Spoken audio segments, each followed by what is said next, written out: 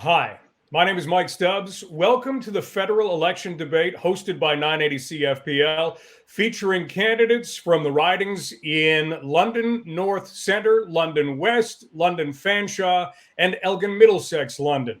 Today's debate is going to feature candidates from London North Centre.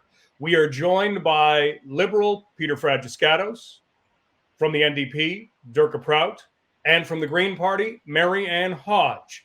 Candidates, hello and welcome. Thank you for being here today. Before we begin the debate, here is how it will go. All topics and questions were chosen by 980 CFPL. Each question will be directed at a specific candidate, at which time they will have 60 seconds to provide a response. If you go past 60 seconds, you will see me raise my hand, indicating it is time for you to finish your thought. After the initial response, I will put my hand down, and there will be a period of 4 minutes where other candidates will have an opportunity to respond. Once that time has passed, we will move on to the next question, and each candidate will be granted a closing statement of 1 minute in length. We are ready to proceed with our first question, and we will direct this one by random draw to Ms. Prout. Canadians have suffered physically, emotionally, and financially as a result of the COVID-19 pandemic. Some Canadians have lost their lives, some have lost their job or their business, while others have struggled with their mental health. If your party is elected, what will you do to guide Canadians through the current stage of the pandemic and ultimately the recovery from it? Hi, thanks for that question. It's a really important one. I know there are a lot of people who are worried, even before this pandemic, about how they're going to pay for healthcare, for their housing, and for their financial well-being overall. So one of the things we're going to do to promote a just recovery is to make sure that we have an economy that is stable and sustainable in the long term. So we're going to transition to a just green economy with good green jobs and low carbon. For physical well-being, we know people's emotional state has been affected. We are going to make massive investments in mental health care, and to be able to pay for any drugs that are necessary, we will introduce universal pharmacare. On the matter of housing, housing is the biggest expense, and here we see in London, even though vacancies have gone up, rents have also gone up as well. So this is not a supply problem in the true sense. We plan to build more affordable housing, making sure that it's energy efficient and also universally accessible. And finally, I think that we will make everyday items more affordable. For example, cutting the cost of your cell phone bills. We have learned during this pandemic that broadband internet is an essential service, and we are getting gouged by the Rogers, Bell, and Teluses of this world. We will bring in more affordable plans across the board. Thank you. Ms. Prout, now we have an opportunity for rebuttal. Mr. Fragiskatos? Thank you, Mike, and thank you to listeners. It's been an honor that I can't begin to describe to serve this community, and I humbly ask on September 20th that I obtain that support again. I want to keep working for Londoners. Probably if you ask me what's been so important to me over the past 6 years, what I look back on, it's putting people in touch with the federal government programs to make sure that they get through the pandemic. The federal government, of course, introduced the Canada Emergency Response Benefit, or the CERB, now the CRB. We introduced for businesses the wage subsidy, the rent subsidy, loan support as well where necessary. We're going to continue to be right next to Canadians and right next to Londoners along the way. But I would add that a mandatory vaccine policy is absolutely vital to get us out of the fourth wave.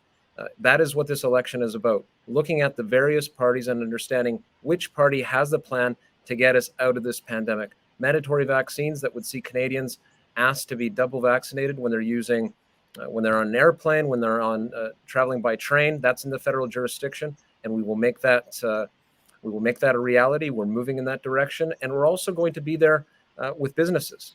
When businesses through the Canadian Chamber of Commerce, the lead business organization arguably in the country, asked for the federal government to put in place a system to protect businesses that want to ensure that their employees and customers are double vaccinated. We listen to that. It's in our platform. Businesses that want to do that will be protected through legislation from prosecution in the courts in terms of lawsuits. The final thing I'll add here, Mike, is that our platform is completely costed. So everything I've put forward here, and I'm going to put forward today, has been looked at by the Parliamentary Budget Officer, including our plan to help provinces pay for a mandatory vaccination system, something that I understand, and we understand Doug Ford has finally done, but Erin O'Toole is dead set against, and that's not an acceptable thing. Ms. Hodge? Thank you, Mike.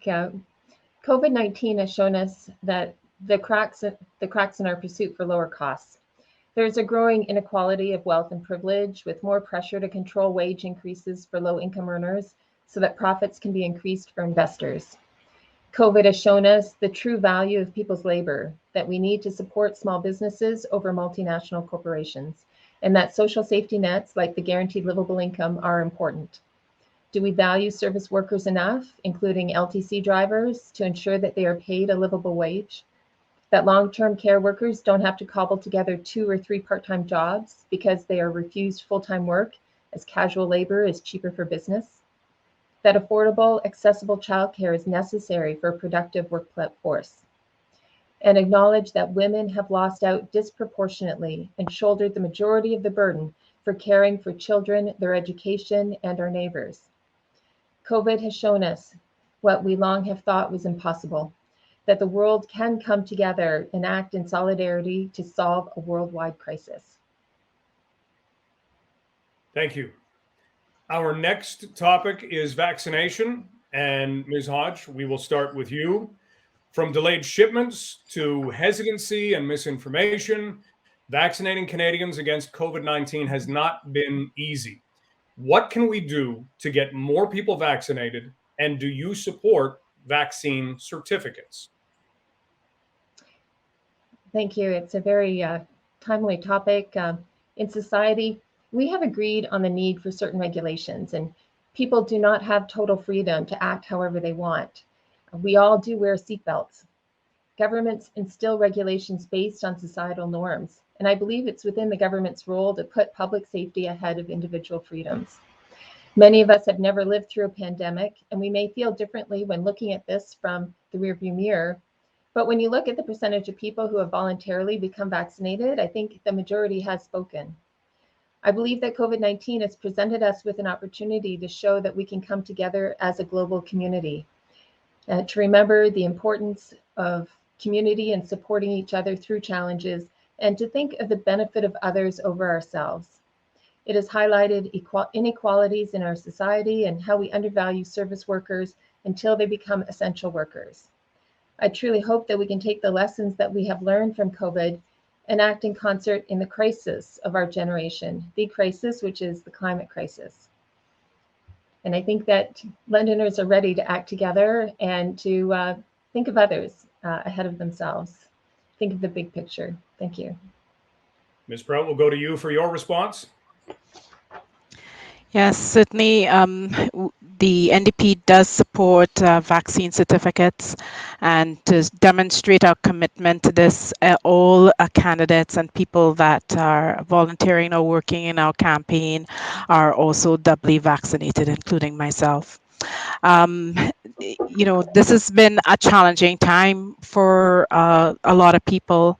You have a lot of loss, job loss, and as well loss of life, and loss of hopes and dreams. And it's really important that we think of ourselves not only as individuals, but as members of a community, and that we work together to support the community and by making sure everyone gets vaccinated.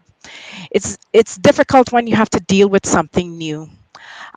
So we have seen sometimes contradictory advice, even from our medical professionals.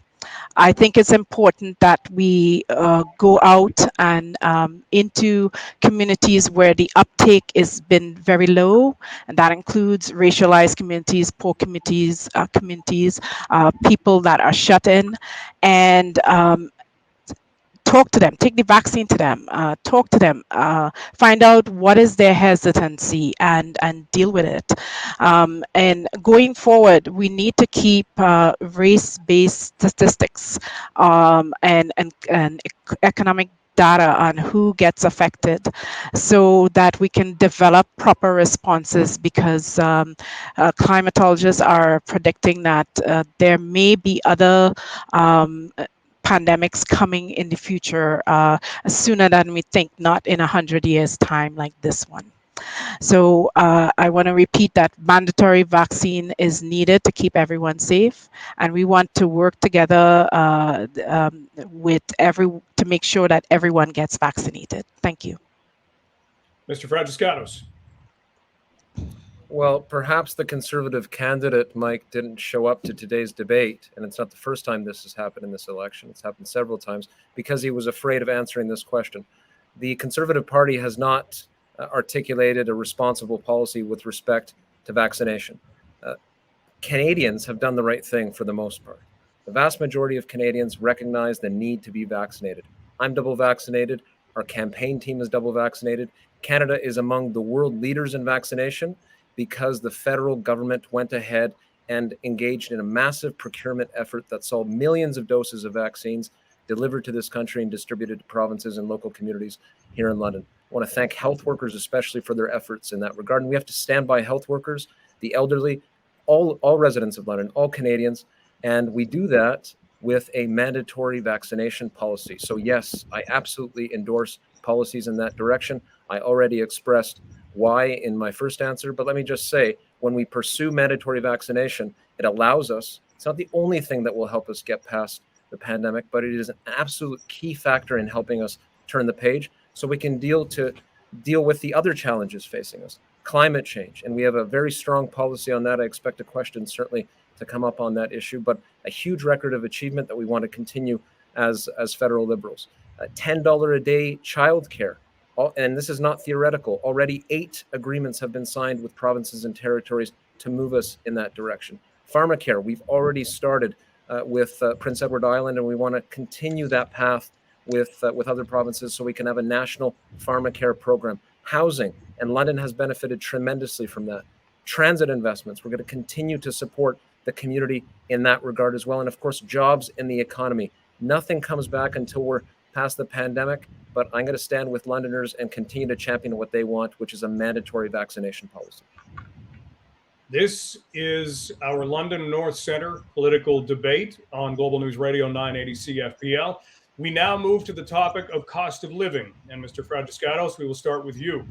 For many Londoners, the cost of living is front and center right now. They can't worry about other issues until they take care of things on the home front. If you are reelected, what would your party do to help Canadians get by? Well, there's what we have done already and what we'll continue to do, Mike. When the federal Liberals assumed office in 2015, the first thing that we did was increase taxes on one group of Canadians, the wealthiest 1% earning over $200,000 a year, and we cut taxes for the middle class. We put in place the Canada Child Benefit that has lifted 500,000 kids out of poverty, and thousands of children in this community continue to receive that monthly support, which is so instrumental. In fact, there's so many kids that receive the Canada Child Benefit, you could fill Bud Gardens twice, just to give you an idea. On top of that, if reelected, and I think so many things that we could talk about here, but I have a minute to respond. So I'll focus on home ownership.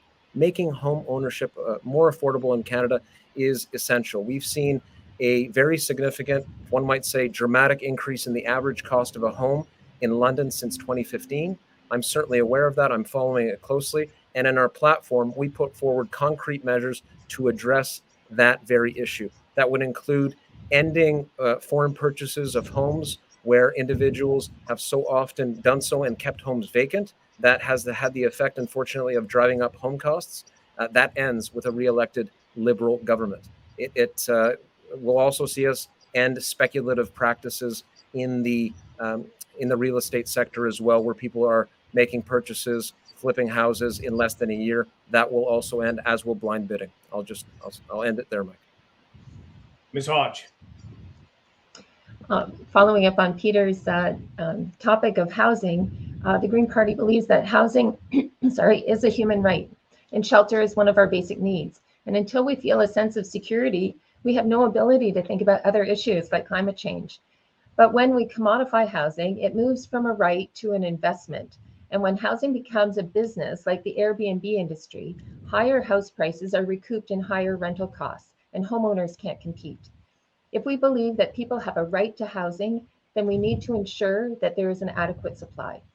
Governments at all levels need to work together to solve this problem, to create walkable communities with greater density, to make infrastructure costs more affordable, and providing access to green spaces for all. The Green Party will invest in the construction and operation of 50,000 supportive housing units and acquire a minimum of 300,000 units of deeply affordable, non-market, co-op, and non-profit housing over 10 years. The Green Party will allocate 1% of GST to housing and other municipal infrastructure projects. Housing that is well built and energy efficient. Density does not have to mean 40-story structures, but can be wonderful communities like what we see here in London in Wortley Village. And affordability starts with affordable housing. Thank you, Mike. Ms. Prout, your response?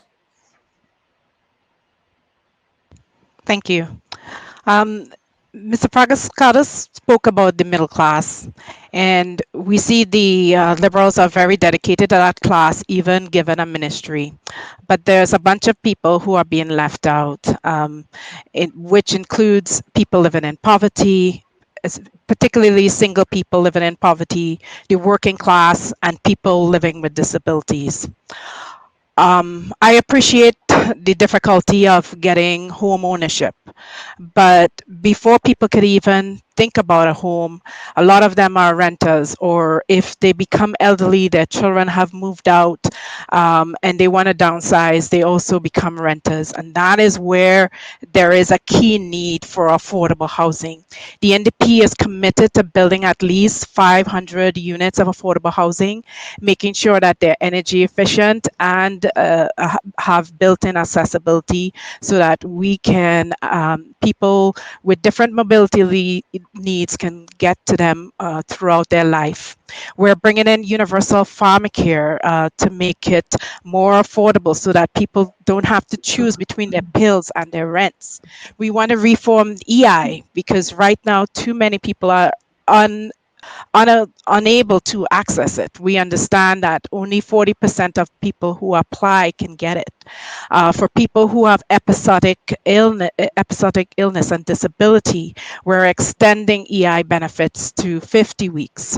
I've already spoken that we want to take on the big cell phone providers. You know, Canadians have sacrificed enough and they shouldn't have to pay for the recovery.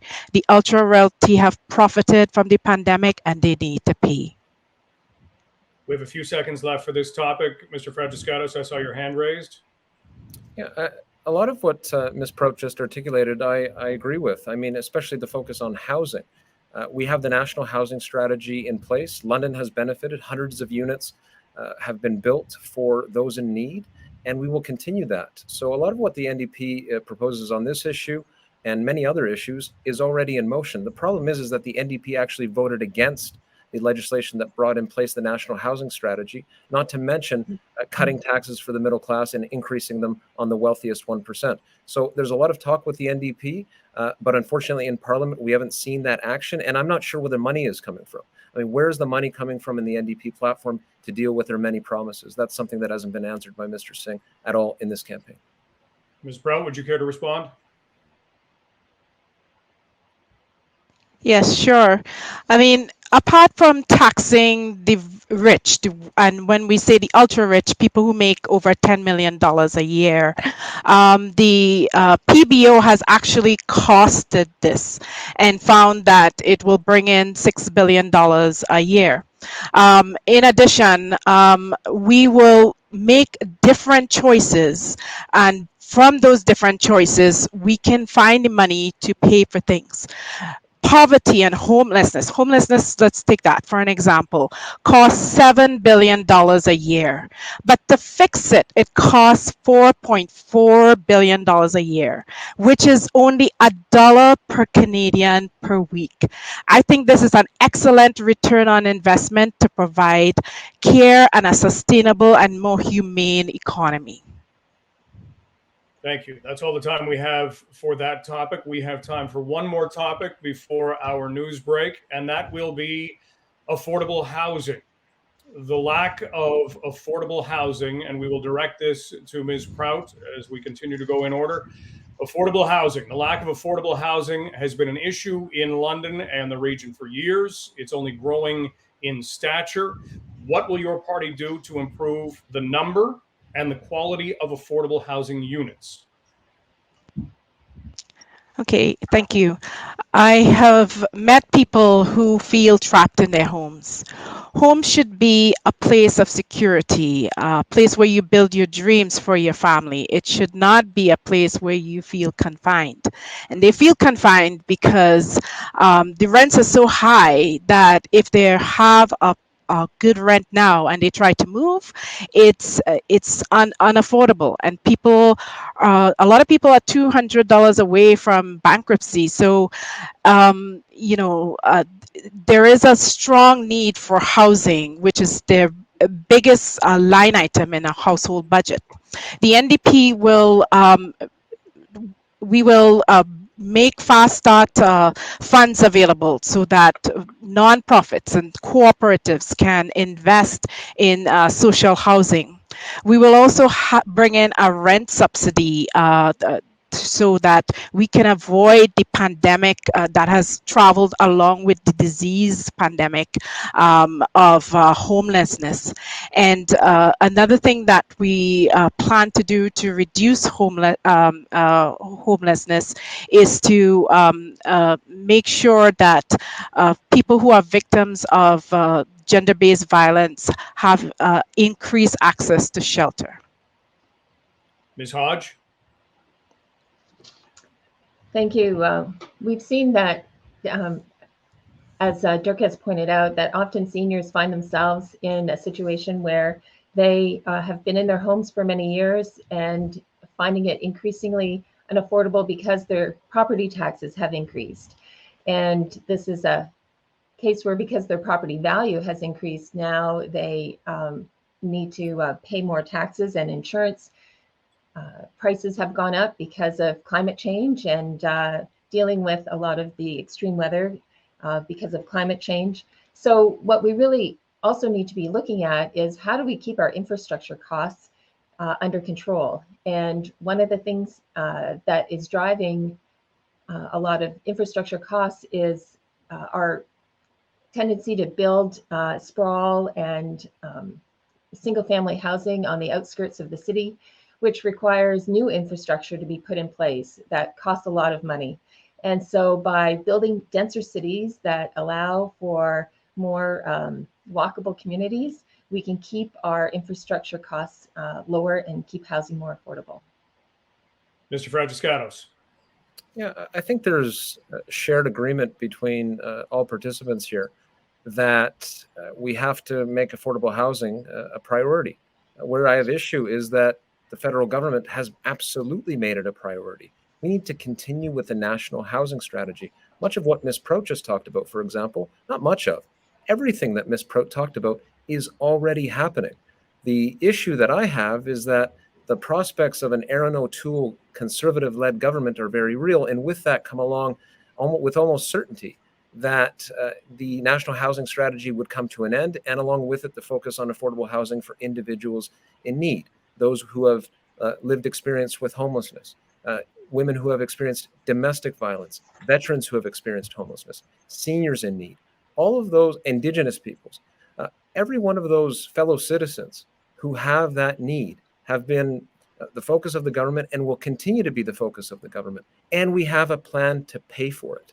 I already mentioned our policy in terms of making housing ownership more affordable, So that's the second part of this, but I'll leave it there because I've already underlined the key points. So I see housing in two ways: for those that have a real need for it, and those that are looking to purchase their first home. We will deal with both. Candidates, we will now pause for news, and we will have the second half of our London North Centre debate in just a few minutes. This is Global News Radio, 980 CFPL. Welcome back to our London North Centre debate on Global News Radio 980 CFPL. If you are just joining us, we have candidates from London North Centre. We are joined by Peter Fragiskatos from the Liberal Party, by Dirka Prout from the NDP, and by Marianne Hodge from the Green Party. All topics and questions have been chosen by 980 CFPL. We have been rotating in asking and answering the question with the opportunity for rebuttal after each answer. And we will continue on right now as we turn to the topic of political discourse. And we will begin this one with Ms. Hodge. Recently, during a visit to London, Liberal leader Justin Trudeau, his RCMP security detail, and some members of the media were hit by gravel and small rocks by protesters. It was the latest example of anger on the campaign trail. Some experts have warned of future violence against politicians. What do you feel can be done to return to a more respectful discourse online, in the media, and in the House of Commons? Excellent question. And it was shocking to see that happening to Trudeau, and appalling that this would happen in London. It just underlines the fact that society is becoming a lot more polarized in today's society. Today's problems are complex, and we've been working too often in silos, and need to see that problems are more interrelated, and that we need both government and opposition parties to work together to develop strategies. And well, really, as you pointed out, in Parliament, they don't act very civil most times, and we expect better from our politicians. Today's problems require collaboration and not competition. And if debate was used to find the right solution instead of criticizing other parties, then every party would be invested in ensuring that the solutions will work. We don't need governments who only want to work in a majority situation, who seek to do things their own way. The Green Party supports the creation of a National Citizens Assembly, who would be charged with learning about different forms of government, and suggest to Canadians a system that would allow everyone's voice to be heard and counted. Political systems are complex and require more than just a straw poll vote. We are facing challenging times and need a government that puts Canadians ahead of power politics. Ms. Prout?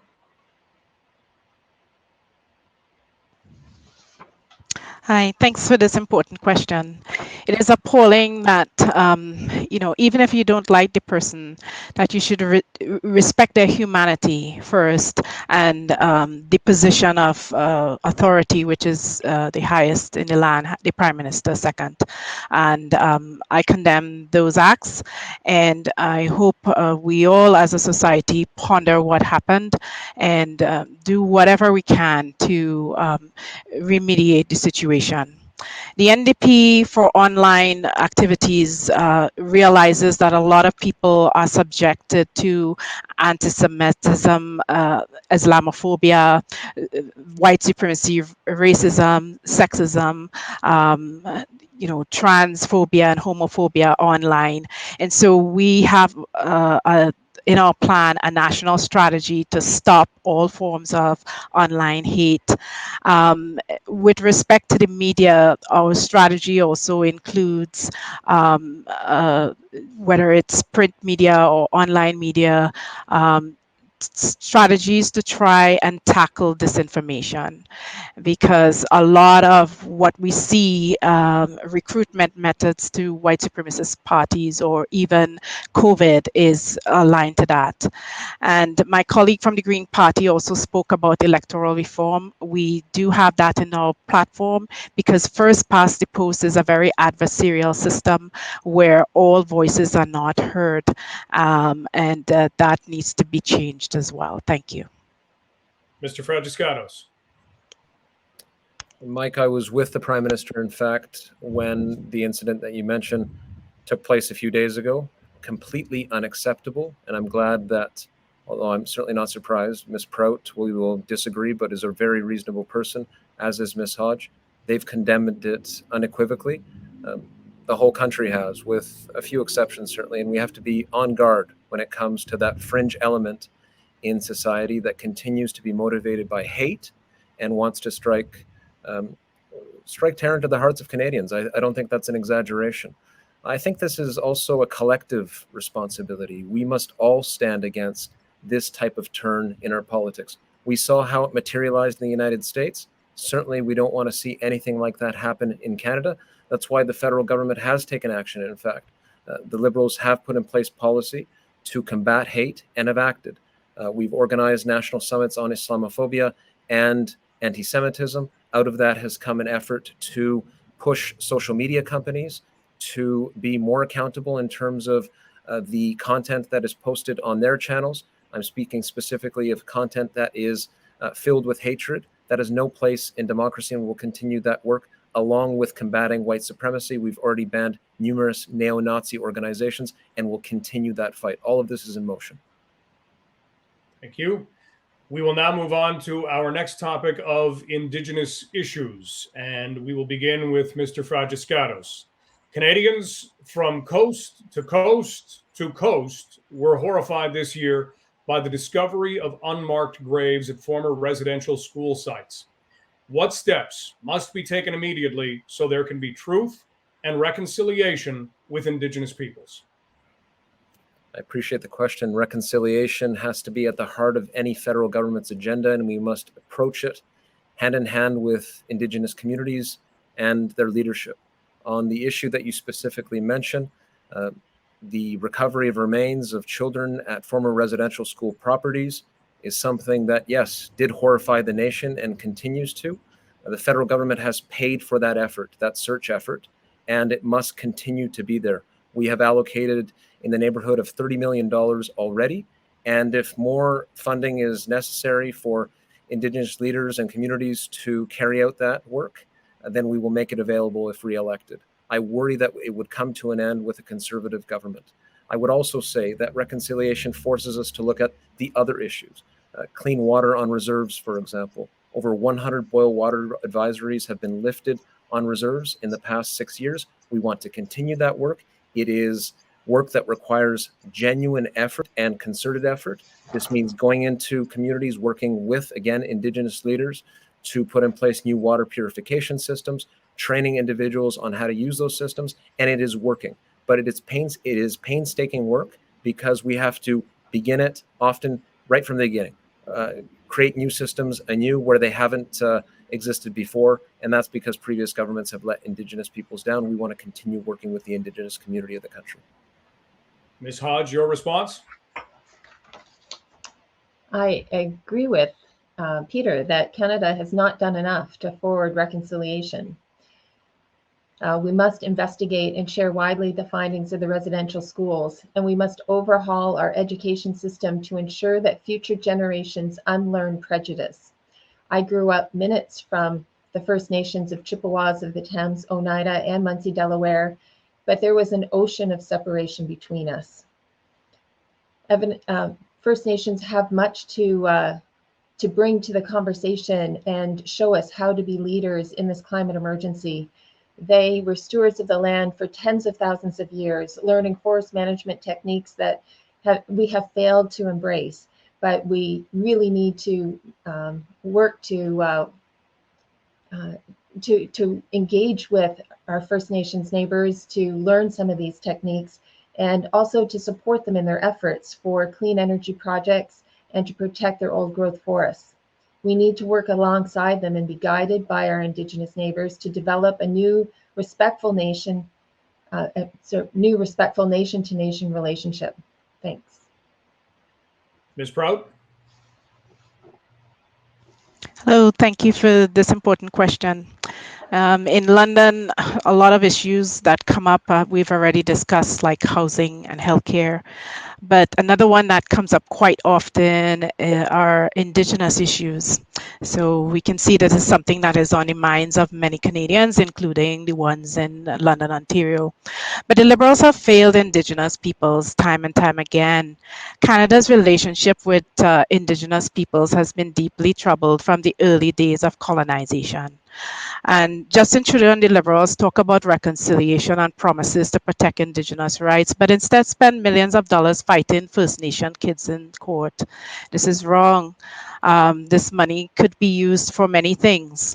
Under our plan, we commit to safe housing. In the first 100 days, we will work with Indigenous peoples to put together a specific strategy for Indigenous housing, both on reserve and off. One place I know, listening to Schuyler Williams from 1492 Land Back, he says Six Nations is having a housing crisis of their own because their land has been slowly whittled away. We need to have conversations with them about clean drinking water, and also we need to provide it and give them safe and respectful access to healthcare under Jordan's principle. Thank you. Thank you. Moving to our next topic, we will begin with Ms. Prout. This is childcare. Childcare is a constant concern for many Londoners. Childcare costs in London are among the highest in the country. What will your party do to increase accessibility and affordability of childcare? Thank you. You know, there are some things that are really essential to having a just recovery. This recession was very much a C-session where women were disproportionately affected, and some of them were forced out of the job market simply because they had to work from home and had to do dual duty as teacher, as and financial provider, as well as the unpaid labor of domestic work. Parents across Canada shouldn't have to worry about being able to find high quality, affordable childcare in their communities. People are stressed out and struggling to find quality childcare spots both in their home, and that won't break the bank. And so this is one of the smartest investments we can make in our future and for economy, because every dollar spent in childcare, particularly at the low income level, comes back to us in $9 in savings as an adult when we save money on healthcare costs, on criminal justice costs as well. New Democrats will ensure high quality available care is available for all Canadian families. And this means not having to choose between your family and having a career, particularly if you're a woman. Thank you. Mr. Fragiskatos? Thanks, Mike. Just a point of clarification on something that was raised earlier. The federal Liberal government has not taken Indigenous children to court. There's an ongoing legal dispute between the federal government and the Canadian Human Rights Tribunal. It's a very complicated one. I don't need to get into it here, but we stand with the Indigenous community and Indigenous children, and we'll continue to do our very best to advance reconciliation. As far as making sure that we're seized with the issue of childcare, absolutely. That's why I said before, 8 agreements already with provinces and territories to make $10 a day childcare a reality in this country. That means more spaces, first and foremost. It means paying early childhood educators more. That has not happened under a Conservative government. They have proposed to provide a tax benefit to help take care of monthly fees, but that does nothing to open up spaces, which is the key issue driving up cost. In London, the average family per child per month pays $1,200 in childcare and over $15,000 annually. That will be cut in half immediately. re-elected Liberal government will cut that in half by next year. And so we've made this a central issue in our campaign. For every dollar that's invested by government in childcare, $3 is created in the economy, and that comes from a recent TD Bank study on the issue of childcare. This is a social justice issue, of course, but it's an economic issue that we need to act on, and we are absolutely ready to. Ms. Hodge, your response? Well, I think everyone here is in agreement that affordable childcare is something that really hits women harder than others in society, because they often are the ones who are left to care for children, and it affects their careers, and that's one of the reasons why women often are paid less and have lower wealth throughout their careers, because they take time off to raise children. And just providing them with a cash allowance for daycare doesn't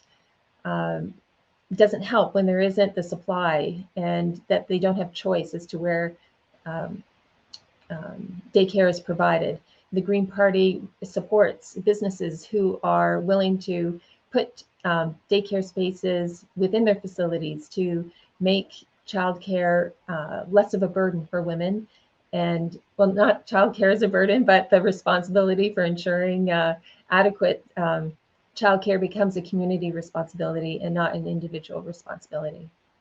Thanks. Thank you. We will now move on to our next question, which is supporting business. Many businesses have struggled during the COVID-19 pandemic as a result of the lockdowns. Ms. Hodge, we'll begin with you. They have been trying to limit the spread of the virus. Many say it will take years for them to recover. Assuming they're able to hang on, what will your government do to help small and medium-sized businesses? The Green Party is a strong supporter of small business, and we have many policies that talk about how we would support small business creation, and especially in terms of businesses that are geared towards the clean economy. We have strong incentives to encourage people to increase energy efficiency of their homes, and to create greener transportation and infrastructure projects. And when you studies show that when you support small business, that dollar stays within the community, and it's building at the community level that we can build a stronger economy and a strong local economy. So the Green Party supports small business and business that is aligned with the new green, clean economy. We will now go to Ms. Prout. Hi, thank you for this question. Small businesses, we know, even though they're small in size, they're large in impact. A lot of Canadian workers actually work for SMEs, or small and medium size enterprises, sorry. And so we know that is a place that we have to maintain our focus going forward. We want to help small businesses by having a national industrial strategy where we talk to not just business people, but community stakeholders such as labor and municipalities on how best we can align both investments in research and development and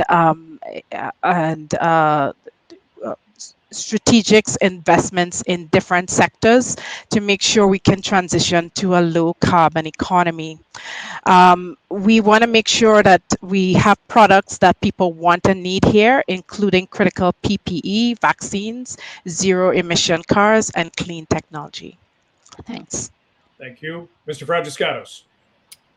I will never forget working with entrepreneurs one-on-one, and of course we had a tremendous constituency office staff that did the same, working with them to put them in touch with all the various emergency support programs through the pandemic. that included the Canada Emergency Wage Subsidy. It included the rent subsidy program. It included loan support that was made available by the federal government. We needed to stand with business, particularly small business, and we will continue that effort. We will see it through. That's why we want to continue this work, because we've heard those stories. I've talked to those entrepreneurs who put their blood, sweat, and everything into the effort of creating a business, and were it not for federal programs, frankly, would have lost that business. It could have been much worse, but we have resilience in this community. We have an incredible business community that will get through, and we will support them, of course, where they have asked for mandatory vaccine policies to be put in place. We'll make sure that they don't get sued in anything, Mike. That's a central part of our campaign, and keep taxes low for small businesses, something we introduced just a few years ago. All right, we have time for one final topic before 1 minute for each candidate, and that topic is climate change. Mr. Fragiskatos, we'll start with you. There is a growing consensus across the country that climate change is a problem. The polls have shown Canadians aren't willing to spend any additional money in the form of taxes or higher costs of goods to fix the issue. What will your party do to address climate change, and how will you get Canadians to buy in? Mike, recognizing that climate change is the challenge of our time, we were the first federal government ever to put a price on carbon pollution. And so I point to that. I point to many other initiatives that we have taken to help in the effort against climate change. $25 billion invested in public transit. That includes $200 million for our local transit system. It includes climate change adaptation programs, the West London Dyke, $10 million to prevent against any possibility of future flooding. This is all affordable because we have an economy that prior to the pandemic was growing, and because of measures we wish to put in place, like a mandatory vaccine, will grow once again, and we can pay for this and the electrification of transit fleets, the electrification of cars. There's a rebate, of course, that's available to make that a reality. We see a rebate beyond the electric car rebate that I've mentioned, going to families. So yes, we've put a price on carbon, but that money is returned to the vast majority of individuals and Canadian families. I've got a daughter on the way in October. This issue has become even more important to me. I want to continue the fight against climate change. Ms. Hodge? For 25 years, the Green Party has been advocating for climate action, and we have solutions that both save people money in conservation efforts and reduce carbon emissions. I can spout a lot of promises to you today, but we've learned that talk is cheap, promises get broken, and greenwashing is rampant. The Liberals, take the Liberals for example, they talk of the millions they are spending to clean up oil wells. When an oil field is developed, they are supposed to set aside funds for decommissioning. Despite the billions of dollars in fossil fuel subsidies each year and the huge profits to investors, somehow the oil and gas companies manage to evade paying to return these now depleted oil wells to their original state. This is a case of a self-regulating industry that's not regulating itself very well, and is an example of how society supports fossil fuels. It is not an example of green infrastructure spending that will help us move forward in a clean economy. The Green Party won't sacrifice your children's future health to corporate profits. We know that where the money flows, action grows. And the question you need to ask is, what do you want to see grow? Ms. Prout? We need to fight the climate crisis like we want to win it. The climate crisis is putting everything we value at risk. And I want to say what Autumn Peltier said. We cannot eat the money and we cannot drink the oil. We have to think, as Indigenous people say, 7 generations into the future. Conservatives say that the climate plan isn't real. Their so-called plan won't make any difference, and the Liberals just act like it isn't. We've got a plan to fight the climate crisis and win. We're going to eliminate fossil fuel subsidies once and for all. We're going to undo the Liberals' decisions to let big polluters off the hook and make sure they pay their fair share. We're going to cut emissions by more than half and meet the 1.5-degree target that scientists say is necessary to prevent catastrophe. We're going to create create hundreds of thousands of good paying jobs by investing in green energy, energy efficient homes, including retrofitting homes, electric transit, and zero emission vehicles, because we can fight the climate crisis and build economy at the same time. We now will offer each candidate 1 minute for a final statement, continuing with the order that we began with, which was chosen randomly. Ms. Prout, your 1 minute starts now.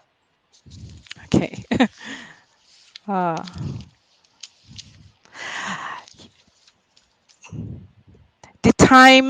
It's time for government to get real results for people like you. As I listen to people in London North Centre, I hear worry and stress in their voices. Even before COVID-19, life was getting hard for everyday people, hard to keep up, to find a home, healthcare that you need, a good job, even having hope in the future. Going back to that is not enough. It's time to do better. Over the last 6 years, Trudeau could have taken real action against stagnating wages, skyrocketing housing costs, unaffordable childcare, student debt, and ballooning prescription drug prices. But the Liberals chose not to. When push comes to shove, they gave big corporations and their wealthy friends a free ride. If we want different results, we need to make different choices. And what we need now is the courage to act together. And that's exactly what the New Democrats will offer. Thank you. Next up, Ms. Hodge. We cannot imagine the future that we must create. We can no longer tinker with the way that things are. We need to have imagination and courage to move beyond fossil fuels and corporate lobbying to a future we can't yet picture and can only dream about. But dreams can become reality if we truly believe that they are possible. And where time and energy flow, action grows. We need to invest more of our resources into developing the future, not propping up the past. Few people could have dreamed of the innovations we have now. In 120 years, we've gone from learning to fly to joyriding in space. When we look to history, we see that it only takes a few people to change the world, and electing just a few Green MPs can change our future profoundly. How close do the forest fires or floodwaters have to come before we say enough is enough? This election, are you ready for politics done differently? Are you ready to vote green? Thank you. And finally, Mr. Fragiskatos. Let me just speak to progressive voters out there, Mike. The platform of the Liberal Party, particularly on climate change, but on other issues as well, has been endorsed by Green politicians, namely the noted climate scientist Andrew Weaver from British Columbia, who is really behind our climate change plan. Tom Mulcair, the former NDP leader, has endorsed our platform on climate change as well. We have action that has been demonstrated. We've taken action. We want to continue this effort. I've served this community now for 6 years. It has been, I've said it before, I'll say it again, the honor of my life. I can never express in words what it means to be a member of Parliament for the people of London North Centre. I want to continue that work. In difficult times, you have to trust someone who has been there, who has been at the table, who has served particularly on the Federal Finance Committee that had a central role in helping to design and advise the government on the emergency programs that proved so instrumental. We have to get out of this pandemic. We have a plan to do that. We have a fully costed platform. The NDP, unfortunately, does not. The wealth tax does not generate enough revenue, for example, to take care of their many promises. I'm progressive. I will have to stop you there. Thank you for your final minute and your final thought. And that does it for today's debate, featuring candidates from London North Centre, hosted by 980 CFPL. I'm your moderator, Mike Stubbs. Thank you for listening on 980 CFPL and watching on Facebook. And don't forget to vote.